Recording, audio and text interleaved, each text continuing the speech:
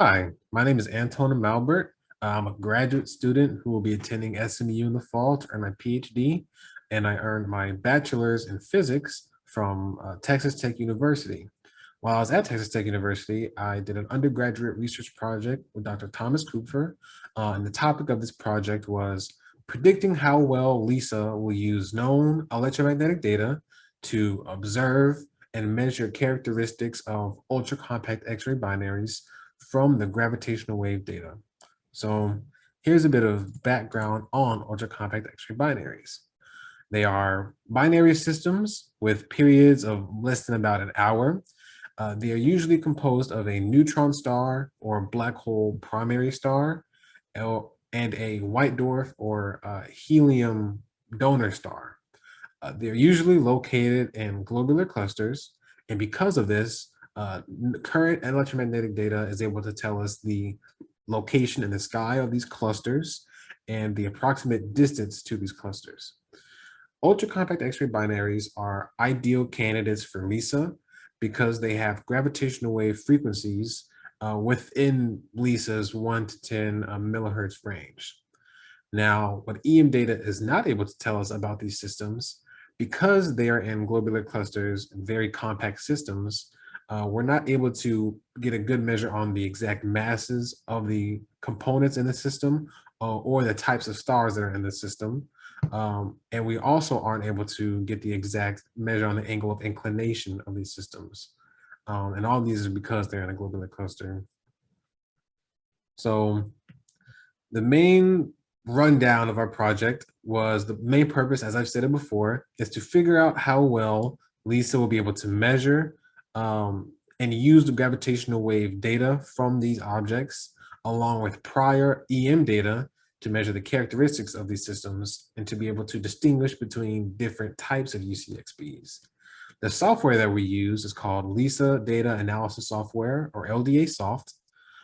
It was written by Tyson Littenberg of NASA. And the main process of this project was creating simulations based on different, or that included different assumptions on the parameters of these systems. And these parameters include the primary star mass, the inclination angle of the system, the distance to these objects, which would be the distance to the globular cluster, and the observing duration for LISA.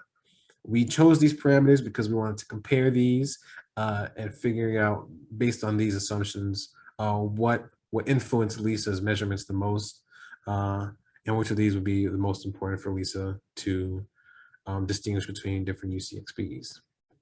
So the main object of this project was an object called 4U1820-30. It's located in a globular cluster NGC 1851, which is located in this picture here. The distance to this globular cluster is about 7.6 kiloparsecs, and the binary system, the UCXB, has an orbital period of about 685 seconds, which is around 11 minutes. The donor star in the system is an expected white dwarf star with about 0.069 solar masses, and this mass is extracted from Roche lobe filling and equations of state about the system that we know.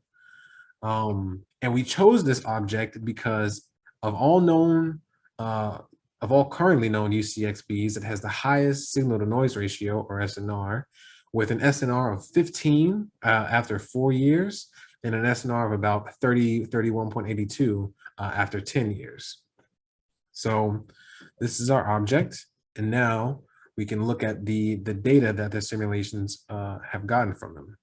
So here we see two corner plots. Each corner plot tells us information about how well LISA will measure the inclination of the system, the chirp mass of the system, which is a coupling of the primary and the donor star masses, the orbital decay due to gravitational waves, and the orbital decay due to astrophysical sources such as tides in a cluster. So in this particular case, we want to compare the different masses of a system based on the assumption that it's 7.6 kiloparsecs away and at an inclination angle of about 0.5. And so based on the different low to high neutron star masses, which is what we have here, 1.4 and 2.4 solar masses, and an expected average, assuming an average black hole mass, we can see, looking at this part of the graph, this part tells us how well LISA will be able to distinguish different chirp masses from the system. So as you can see here, for the 4-year duration, 4-year observing duration for LISA, it's not really well distinguished between these different masses. It is kind of noticeably between the 1.4 solar mass, which is a low mass neutron star, and a 5 solar mass, which is about the average size of a black hole, but not really the high mass of a neutron star. And the same can be said as we go from 4-year to 8-year. Now, we would expect LISA to have a double of increase of accuracy, but from these measurements, we can tell that it's not a linear increase in accuracy as we double the observing duration, which gives us a lot of information about what's necessary for LISA to observe. And the reason that LISA isn't able to distinguish well between these masses is because there isn't a well-known prior on the inclination of these systems from EM data or any other source at the moment. As we go from 4 to 8 years, LISA is able to distinguish the higher mass regime, the 5 solar masses, a bit more, but it's still not as much as we expected it to. And next, because we want to focus on the inclination, we have different inclinations going from 0.2 to 0.5 to 0.8. And we assume a 2.4 primary mass for a 4-year duration at 7.6 kiloparsecs away. So here we can see that at different inclinations, there's a prior on the inclination because we don't know it that well. So the uncertainty is from about cosine of the inclination is 0.15 to about 0.94, which is a really large range.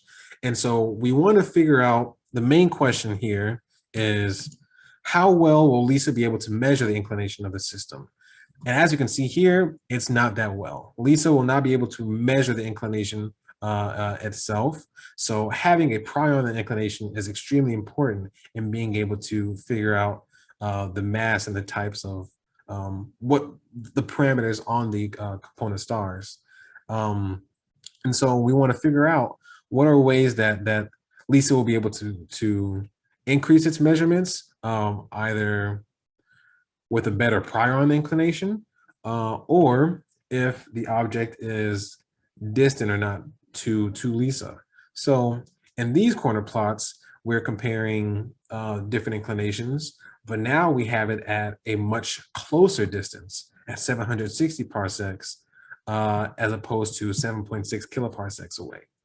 From here, it's very, very clear that at a much closer distance, LISA will have a much easier time of measuring these inclinations. And because of that, she'll have a much easier time of measuring and distinguishing between different chirp masses of the systems at these different inclination angles.